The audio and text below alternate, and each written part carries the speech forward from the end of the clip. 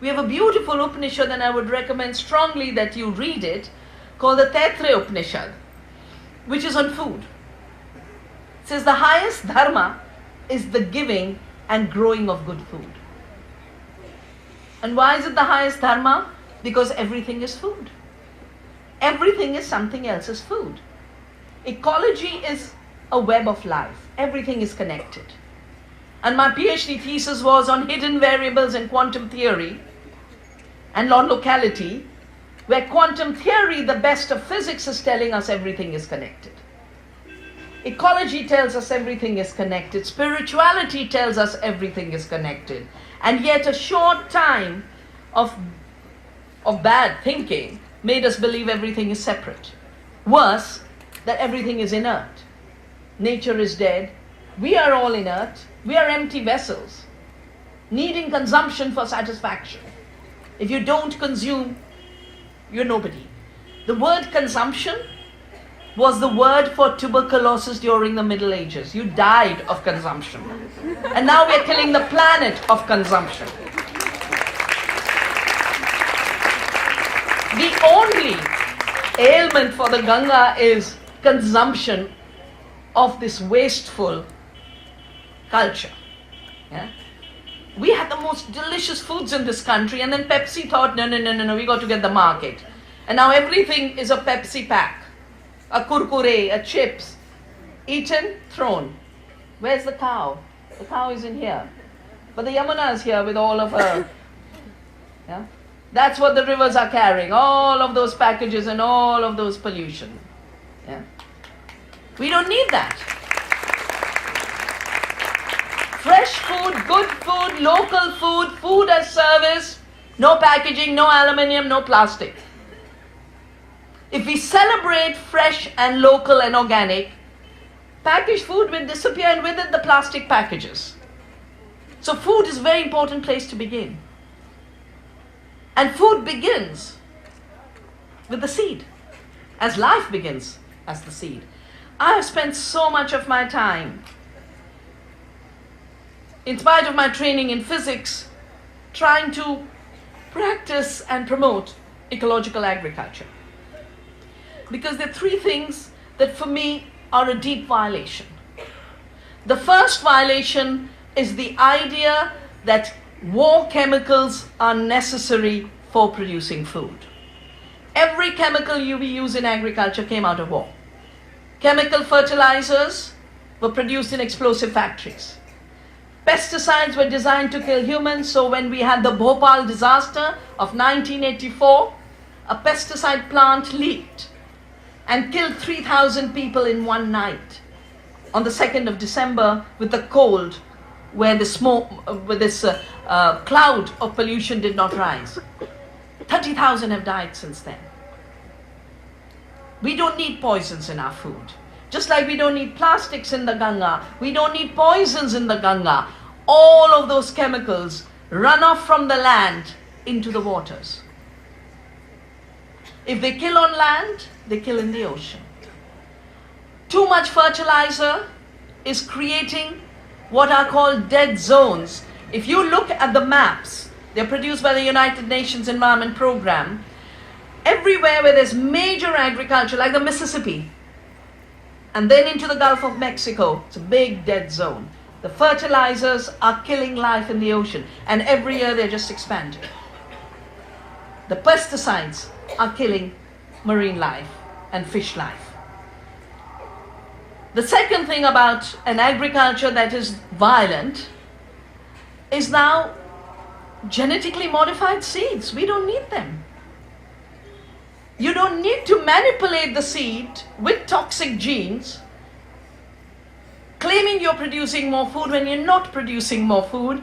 We did a report last year, global report, Brazil, Argentina, Mexico, US, Canada, India, a little bit of South Africa. These are the few countries where GMOs are grown. Nowhere has food production increased because of GMOs. Nowhere. And in fact, all of that production is of commodities. It's soya bean and corn. 70 to 80% of which goes to torture animals, because Animals like cows are herbivores, which means they like herbs. They like grass. They don't like grain. The way creation worked it out is we ate the grain, they ate the straw. We've never had shortages, they never had disease, we never had disease. Now 70% goes as grain to torture animals in factories, and the rest goes to biofuel as cars. 2% of the soya in the US is eaten by humans, and we are repeatedly told we need to produce more for food for humans. You're not feeding humans. That's not food. The same goes for corn. We're not producing more food through GMOs. We are using more chemicals. And worse, the technology, because it goes against nature, doesn't do a good job. If I'm giving this glass of water, it quenches my thirst. But if I spray a herbicide on a herbicide-tolerant seed with the argument that this is going to reduce the weeds, and instead I get super weeds, am I doing a good job or a bad job? Bad job. So I actually call these primitive technologies, because they're very primitive when assessed in the web of life, and they're extremely primitive when assessed in the objective of what you want to do. Much better way to control weeds and pests is to allow nature to do the work through biodiversity. You have biodiverse farms, pest predator balance, no pesticide. You have a lot of diversity, cover crops, you'll never get a weed. But the third reason the violence of this system is extremely troublesome to me is there's only one reason why seeds are being manipulated at the genetic level. So that now the companies can say, I created the seed, I'm the inventor, I'm the creator, you pay me a rent and a royalty. And we laugh and joke in the movement and say GMO is now meaning God move over.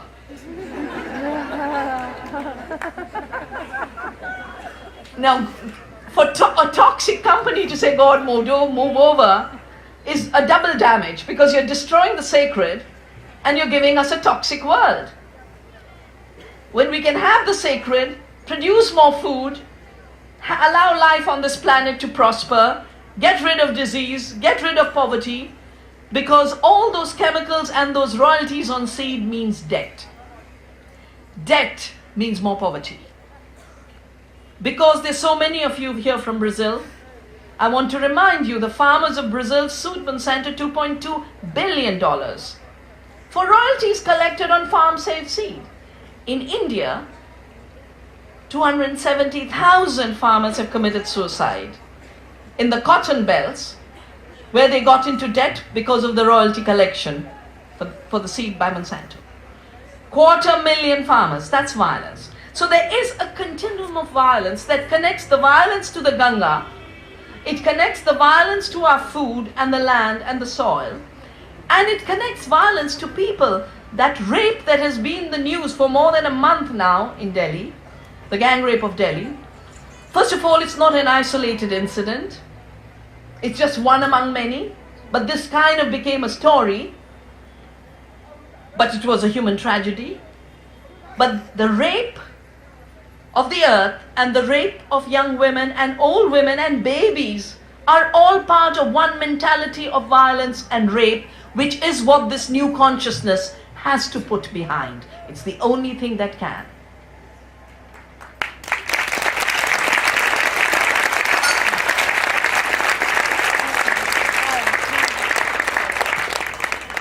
And like there's a continuum of the violence, there is a continuum of the sacred.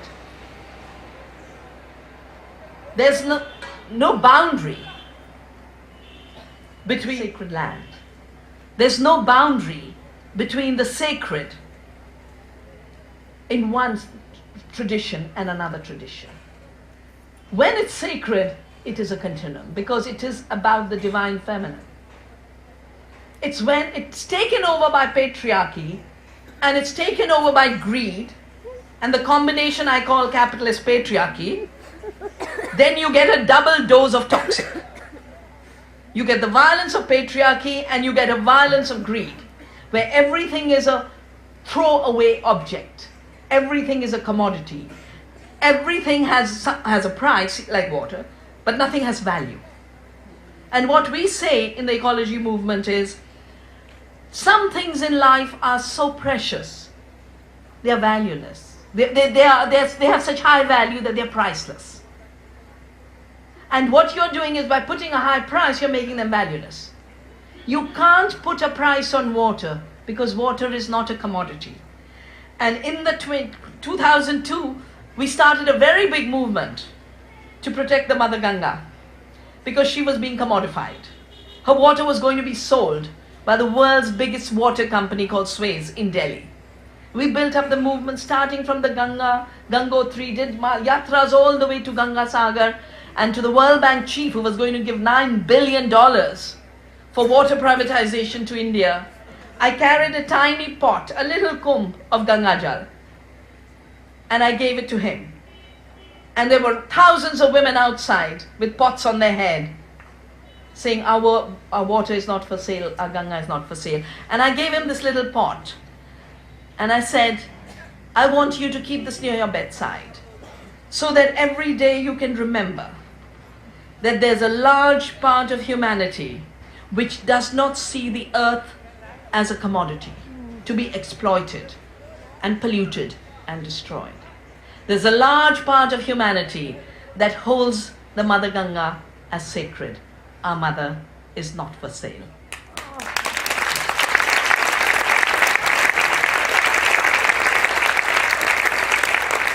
And just as she is not for sale, she should not be the object of pollution. And that Swamiji has brought together not just the Ganga Action Parivar that has been formed in India, but all of you. And you're here because of your love for the Ganga, your love for creation, your love and deep commitment for a spiritual renewal. Out of a really degrading world we all live in, a world in which the economic model isn't even giving us economy anymore. It's failing. It's failing to the extent that half of Spain and half of Greece, the youth are unemployed.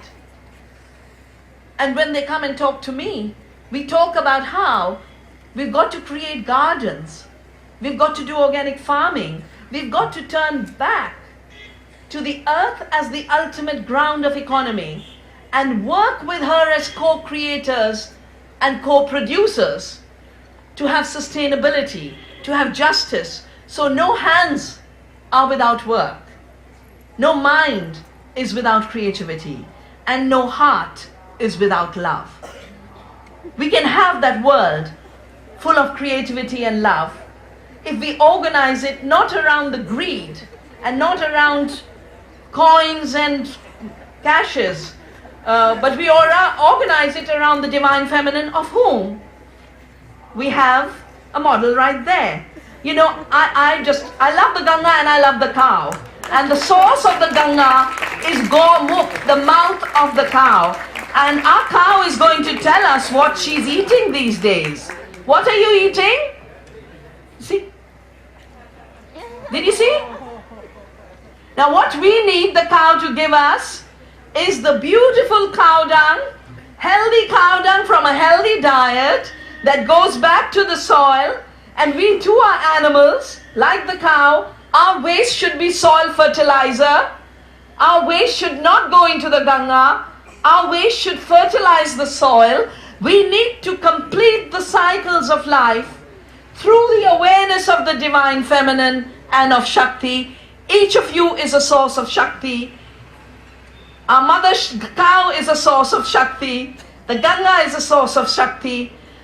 When you realize it's about our Shakti and the Shakti of the universe and not how many dollars are at our command, you suddenly realize each of us is a source of power. Each of us can act. Each of us can make the change. So the Ganga is liberated, the cow is liberated, the seeds are liberated, our foods are liberated, our spirit and soul is liberated. It was a joy joining you today, and let's continue this work.